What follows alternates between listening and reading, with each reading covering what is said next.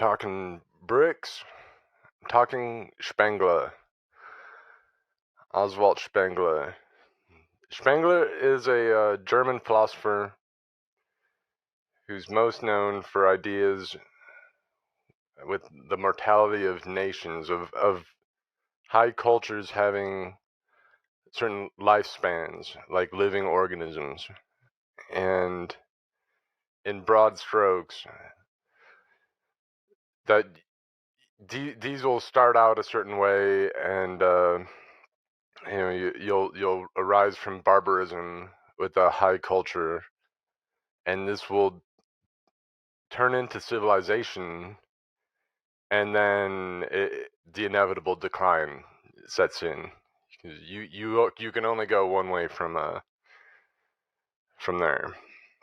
So there's a rise and fall, and a lot of this is not as groundbreaking as is sometimes presented. It's stuff that you've probably heard, like hard men make good times, and good times make weak men, or so on and so forth. And or like the Arab Ibn Khaldun is Mukaddima is similar, with cycles of this kind of rise and fall, where barbarous people, uh, you know, they start to make something of themselves and get cultured and sophisticated, and develop a civilization. And so in Spengler's view, there's only so many high cultures, and these live and die. And I think I'll say I don't agree with a lot of it. I think the central premise is false. That, especially when you're dealing with the West, Spengler will divide this into a classical civilization, like the Greek, Roman, Apollonian antiquity. And then this is different than, so this had its own life and death, and then Europe goes into Dark Age, and then the Western civilization that came after it is something different. This is, I think, in itself, I mean, this is where the idea all falls apart. To me, this is the West from the get-go, and if you start to, it has implications, even theologically, in a way, when you start breaking this up. But beyond that, the idea of like barbarian who kind of in the high culture and so forth, even these cycles, I think, are found all over. And this is in the Bible and in broad strokes. But a very influential part of this is the idea that the West is on the decline. So Spengler's most famous book is The Decline of the West. And this is a popular, influential book at the time. Say at the end of World War I, written in Germany, and then from there, this is influential for people on the right, people on the left, and people around the world were into this idea. The idea, in certain way, and in certain ways too, the high cultures will sort of spring from. I mean, they just are birthed into existence here or there, in this kind of history, and so people are looking at the West as it's something going down, but then there must be something else arising. So there must be a new civilization arising. And this could be like in the past, there have been Chinese civilizations and Arab and every which. thing, like the Aztecs and so forth, that had this kind of a rise and fall. And now people have views more or less in line with this, where you're hearing a lot of people talking today about new rising powers, that the West is going to collapse and there'll be new superpowers like China and so forth. China, I mean, China in the Spengler view, like the Ming Dynasty was a high culture, but say at one point China had the most powerful navy in the world, and I mean the Chinese treasure fleets were probably the most powerful in the world at the time in the 15th century. In 1525, the Chinese emperor decided China would be a land power, and they burned the ships and basically retreated on that. So this isn't a power that's poised to take over the world. I don't think it's really in them.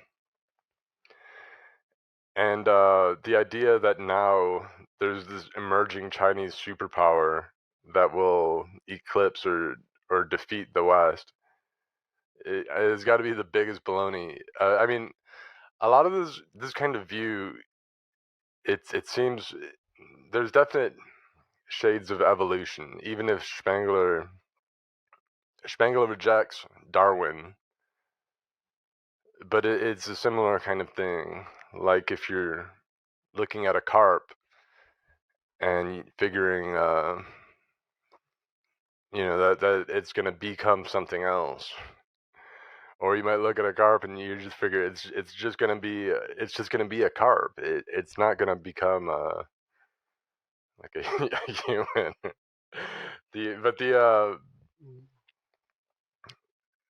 I mean, if you look at like something like I mean, Latin America or South America, people will will try to pretend like this is a potential super state or something, but there's nothing emergent about it. It's just people grafting their views on it, where there's no real motivation there. And in particular, I mean, the big one would be Russia, obviously. And this is mentioned by Spengler in particular, that like Russia is alien to the West. It hates the West. This is what Spengler writes, that it's deep in their soul, that their hatred of the West, that they are a different culture. But the Spengler view is that Russia represents like an emerging culture, an emerging potential high culture and civilization. Because in his view, this is like the barbarian, but the West is going down, and this could be the next thing. And Spengler writes a lot about how he kind of detests England and see France to some degree, but he wants the West to look more east in his writings.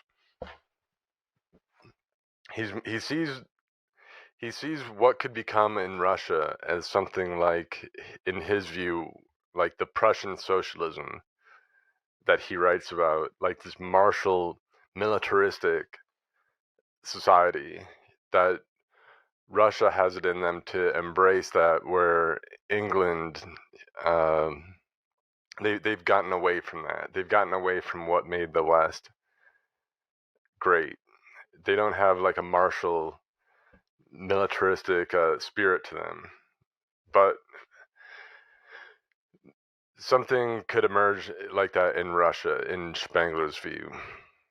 This is what, however many people are expecting to happen, or they think it's already happened. Like Moscow is the third Rome, and there's Imperium Eurasia already being built, and that all these other nations allied with Russia are gonna arise too.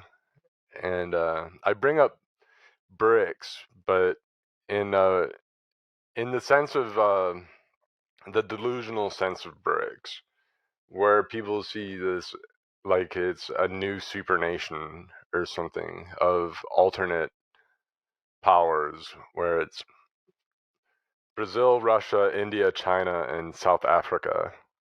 Like this is like this amounts to Philippines. I mean, in a against the West.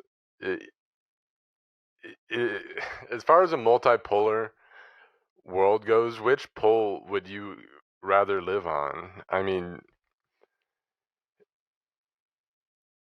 something like India. This country isn't about to challenge the West. There's there's no there's nothing to really militarize that. This isn't a revolutionary geopolitical thing. There's no military structure to BRICS, but there is a delusion of like these third world countries are going to turn into something. They're going to amount to something very quickly. That it's emergent in Ethiopia as well as China. I mean, I'm seeing this all the time, and more or less, there's nothing, there's not much pushback to it because so many people have internalized the view where the U.S. has caused all the problems to the third world. So if that's your view, or the West has, or colonialism, or because even conservatives will accept these things, like the third world is poor in large part from exploitation, and so like they're being exploited, and a series of coups by the CIA. These are the things that have kept them down. That otherwise they would be something like, you know, just like any other prosperous modern European country, but they're held down by that. In fact, that's not true at all. I mean, these places are hopelessly corrupt, and starting with Russia, where I mean, these aren't free countries, any of them. They're not places where you have rights. They're places where it's going to be pure corruption, and especially in Russia, where there isn't really any nationalistic sense, and people aren't genuinely patriotic for that regime. It's everything's ruled by money, and there's just gonna be nothing that comes out of it. Russia can manufacture some weapons and things, but you'll never drive a Russian car, for instance. The Russian isn't becoming something like a Westerner. The Russian, in the whole experience of the Soviet Union, the Russian hasn't like evolved and advanced, even if they've industrialized. At this point, like you could see how their modernization for their military is played out on the battlefield, where they don't operate in like a modern combined arms fashion.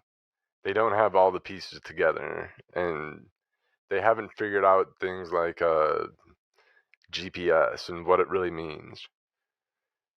They it's just not all there. And as much as people bragged before this war that Russia was becoming something, this like a military superpower, that it was arming itself again, that the new Russian weapons were better than anything anybody else has. Now we can see that it's not true. Actually, their stuff is inferior. Their troops don't fight that well. They underperform, and the whole effort is disorganized and sloppy, and it doesn't look like a futuristic thing at all. It it looks like people who are not capable, who've been deluded into thinking that they could do more than just from circumstance, and having maybe from nuclear weapons and sitting on that for so long that they've deluded themselves into thinking that there's something that they're not. BRICS will, I mean, as far as their big buzzword is multipolarity.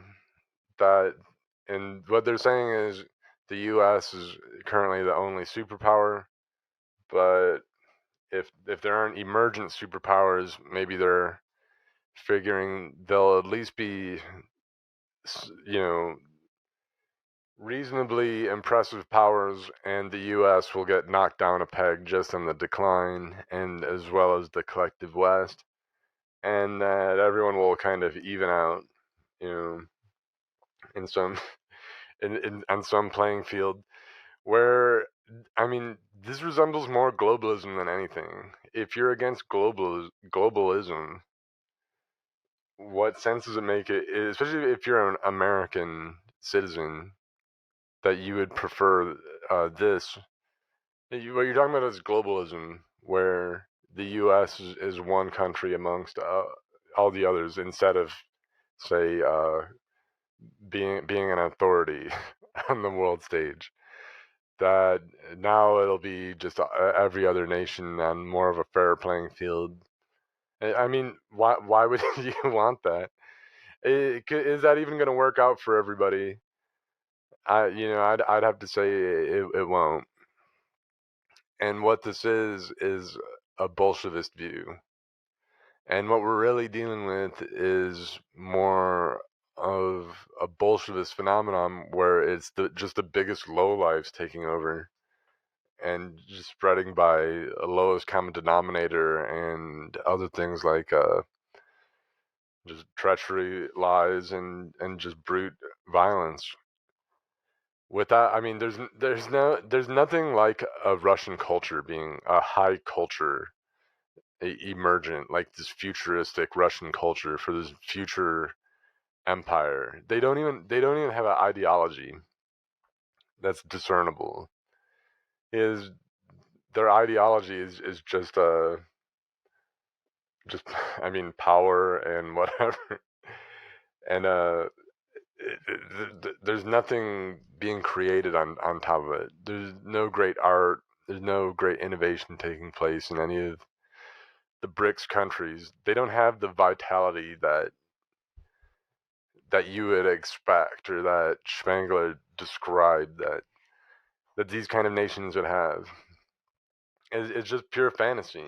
It's, if you don't live in a certain place, you can project alternate views on them. Like, there's however many people who are huge fans of China now, and what it means.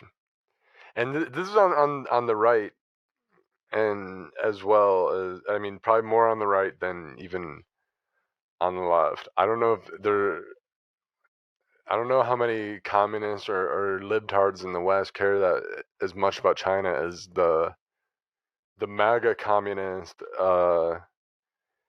these kind of views, where people have, I mean, what they're doing is they're looking at Russia, they're looking at China to save them. That the West can't solve our own problems, but Russia and China will save us. I mean, it's not going to happen. It's the most delusional thing. China has no interest in saving us, and they present really, even for the few people who expect to be opportunists, who think that these will be. I mean, this happened before too. Like in Russia, there are however many Americans who went to Russia after the Soviet Union was created, because people were thinking that this was a new thing, like a new futuristic society was being created. And I mean, most of these people were shot by by the Russians within just a few years, as well as however many communists abroad that traveled to the Soviet Union under Stalin.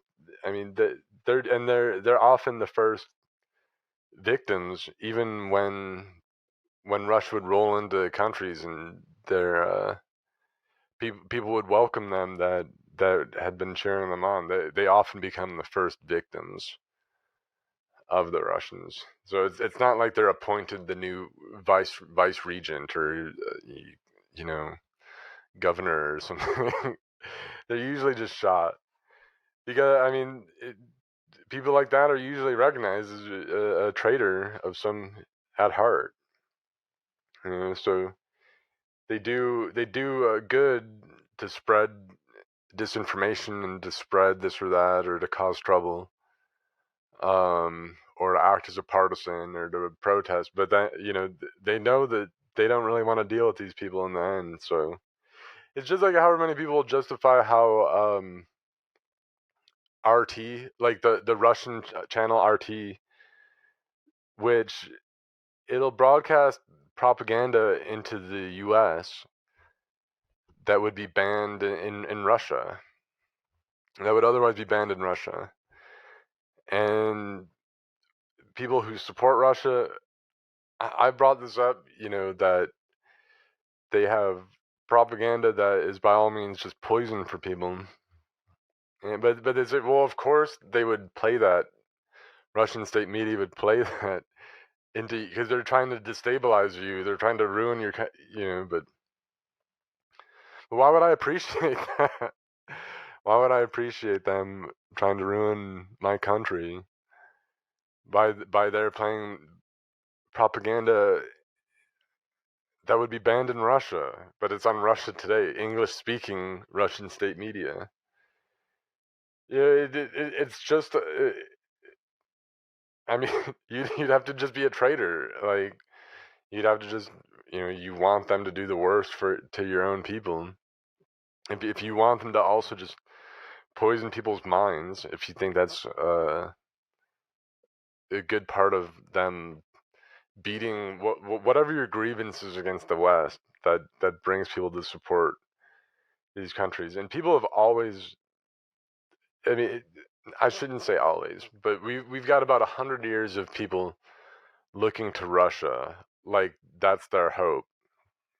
And this is going, I mean, even Jim Jones's people, when they were about to drink the Kool-Aid, if you listen to the audio tapes, there's like I mean, there's like a black woman on there who's saying like, hey, like, what about the Russians? Maybe because Jim Jones is telling them that the U.S. government's going to kill them or so.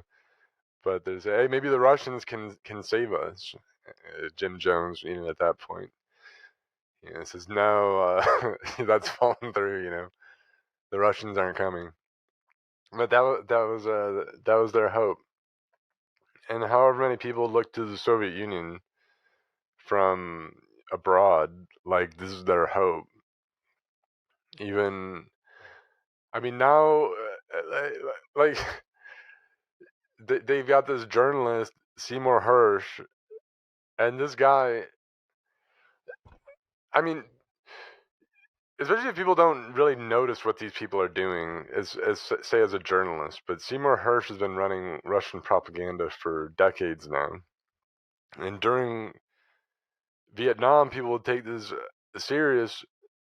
Miley becomes a scandal, but I mean, you have to question that now because Seymour Hersh is caught openly.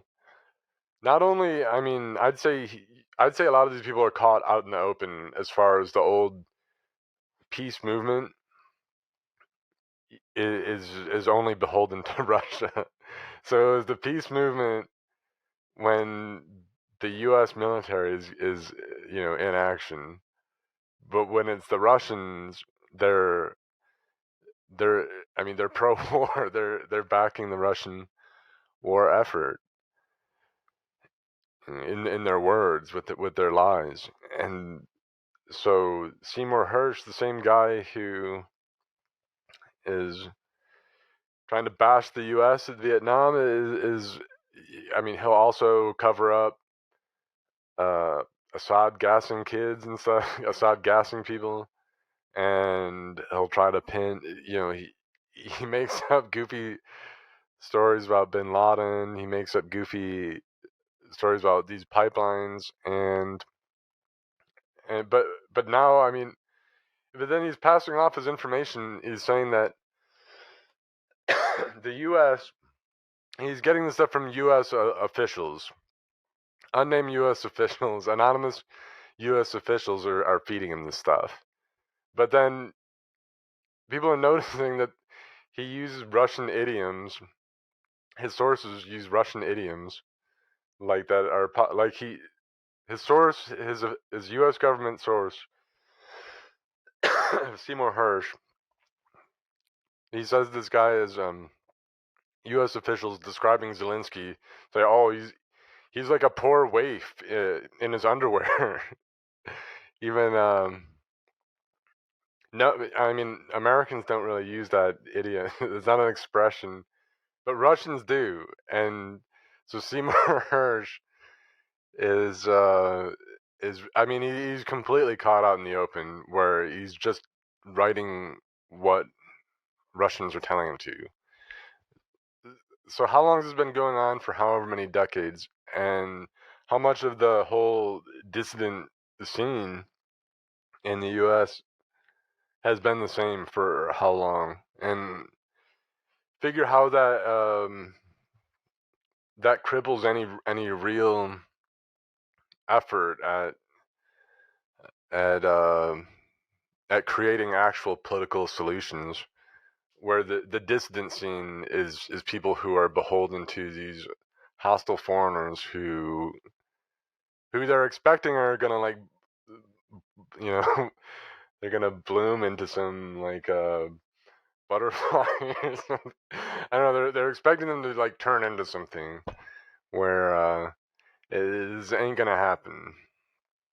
And so it's the big hope of all over. So I mean, Spengler. There were people who this is a hope of. I mean, at the time, people maybe who were interested in decolonialism or something would be just as much interested in what Spengler was saying than like a fascist leader or something or something like that. Because I mean you're trying to look at the how things are shifting, how history is moving, and it's good. I mean, I don't think Spengler is like completely what he was writing about was completely delusional or like, but I would say he was wrong. Like, and he was writing about I mean, he's describing things that he doesn't completely understand, and I mean that we still don't now. I think that's one thing that we can benefit from taking a step back on some, like, our assumptions about different countries might not be true. Uh, I mean, especially if you're thinking of like phases and so forth. Like in Asia, in Southeast Asia, in the highlands, there's a region that extends across however many countries, which is this highland region of mountains and so forth, where it's something of like it's going across borders, but it represents something of a identifiably kind of contiguous area, but with different kind of people on it. But it kind of goes in Asia that I mean that these people, the Highlanders in this region are a bit different, and so the other Southeast Asians will. So this goes. They'll look at them like this is a primitive version of ourselves. So they see the Highlanders. They say that's how we were. That's how we used to be like that. But then we started wearing all these clothes, and we started to get indoor plumbing or so, and then or I mean the process started way before that. But like that's how they're thinking. In fact, this isn't true. They're not the same people. This isn't like when the people looking at them, they're saying, oh, that's how we used to be. In fact, they were never like that. And the people who are living in the highlands, they're living there because they were different from the start. They divided, they diverged for reasons. Like there are things in their culture that were incompatible with the rest of the demands of civilization, and so that's why they're there. But they're not the same, and they're not necessarily going to change or become the same at a certain point. But people living close to them will come up with ideas like that's the case, or it produces different expectations or something that may be that might not be fair, and that certainly won't be helpful, but they're not true. And if you look at some of the stuff, how what's the truth of Russia, where the Soviet Union was supposedly a next phase in evolution or something, and it didn't turn out to be anything like that. And then he was all right, the Cold War is over. And I'll say this is something that Spengler talked about, as well as other people who followed him, is that what the Soviet Union wasn't necessarily just Marxism, because in his view that isn't necessarily the Russian character. When you think of Bolshevism, what it really is something else that's a little bit less definable. Like for Spengler, the Russian character is very religious.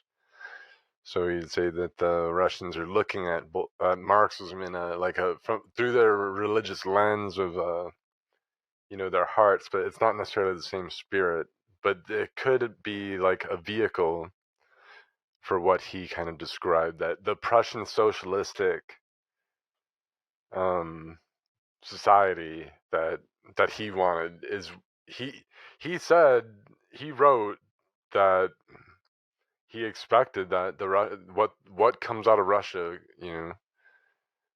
would be more like that. And so that would be why he'd say they're more disciplined, maybe have more of a militaristic spirit. They have a spirit that is of like self-sacrifice and so forth, that the English don't have, because they have a bad spirit, as he would say. So I mean, Spengler would say we need, Germany needs to purge the inner England and look to the east. So because this is where the vitality is, with the barbarism and so forth. I don't. I mean, I think the whole thing is I don't know. The West is the Greeks is Western. The classical civilization to me is the West, and it was always defined. Say the Greeks were defined against, say, Asia, Persians, and so forth, against the East.